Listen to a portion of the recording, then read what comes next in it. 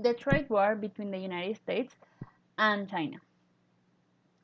The two economic superpowers have been embroiled in a trade war ever since 2018, and this has damaged the world economy in several aspects.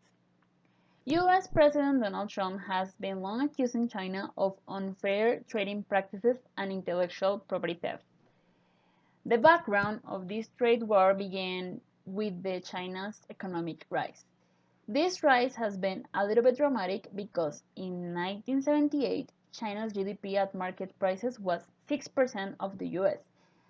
In 2018, it has grown to 66%. If we consider local spending power, China had already overtaken the USA. This unprecedented growth began with the president Deng Xiaoping. He started opening up China's economy to the world in 1978, and the country quickly became the world factory. Over the next decade, exports as a share of GDP tripled, and by 1998, 50% of China's exports went to the USA. The World Trade Organization opened its gates to China in 2001, and it was actually the United States the one that ushered China in. After joining the World Trade Organization, China became an economic superpower. But people expected that the country will also become more like a Western capitalism economy, which didn't happen. This United States now claims that China has achieved its growth by not playing fair. According to the USA, China treats Chinese companies differently. If you are a Western business, your Chinese competitor not only would have a better market access, but maybe the land that they build its company will be given for free. Or maybe they will have a giant tax break. And there's then the most worrying fact of all, which is the stealing foreign companies' technology. China defends itself by accusing Americans of stealing secrets too. And US fights back by saying that yes, they spy, but never for commercial purposes. Meanwhile, in China, there's a perception that the United States is trying to stop its rise as a global economic power. The Trump administration has been using tariffs and trades on imported goods to try to force the Chinese to change their ways. This dispute led the US and China to start imposing tariffs on one another and became a tit-for-tat trade war, which officially began in July 2018, when USA imposed tariffs on 25% of $340 billion of imported goods.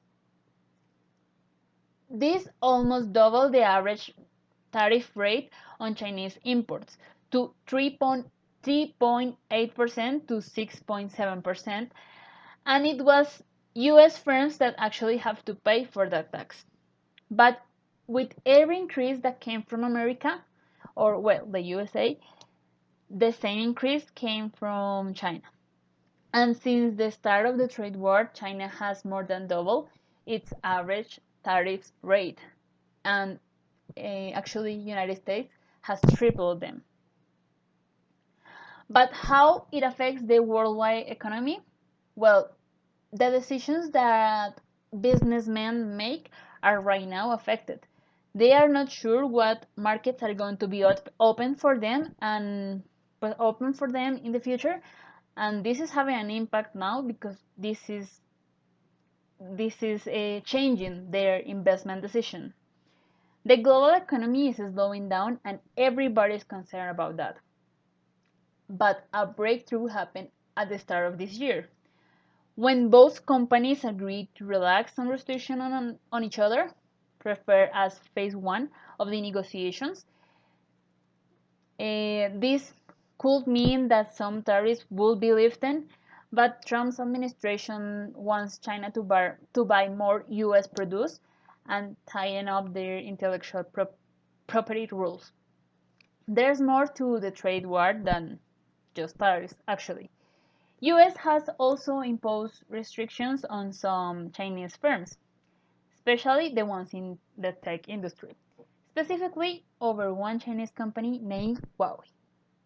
Well, this is a well-known company of telecommunications, but the infrastructure part is the one that worries the government. This is one of the biggest infrastructure companies in the world. The new network 5G is an innovation in which Huawei is a leading force at this moment, and is the beginning of the Internet of Things. But the worrying part about this network is the security.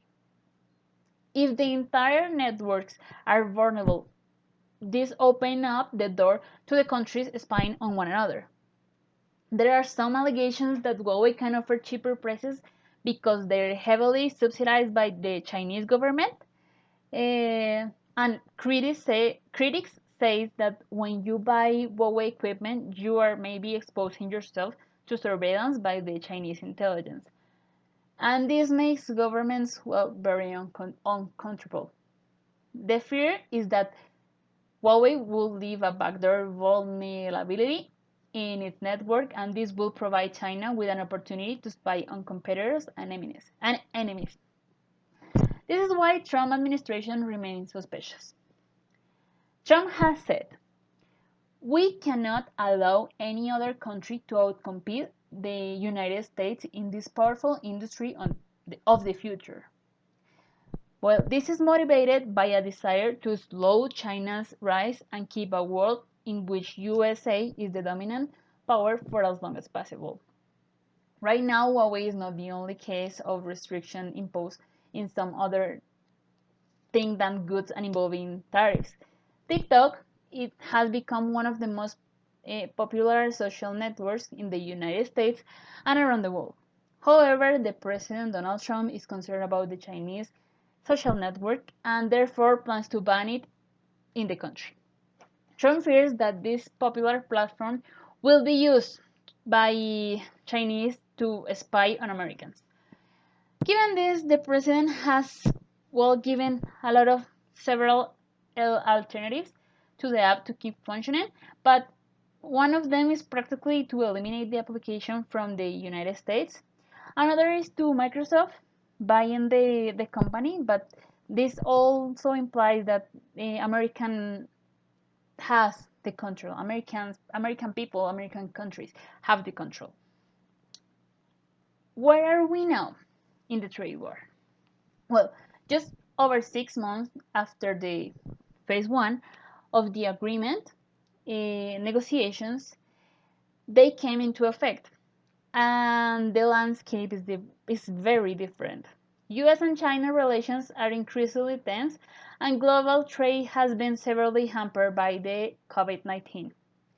Given the wide range of difference between the US and China, it may be difficult to achieve further significant progress in the upcoming round of trade talks. China committed to buy at least 200 billion more in US goods and services during 2020, and 2021 is one area of concern. Well, even before the deal was signed, some trade experts have said that this was a very unrealistic target. And it has become more difficult with the coronavirus, driven a slump in both the Chinese and US economies.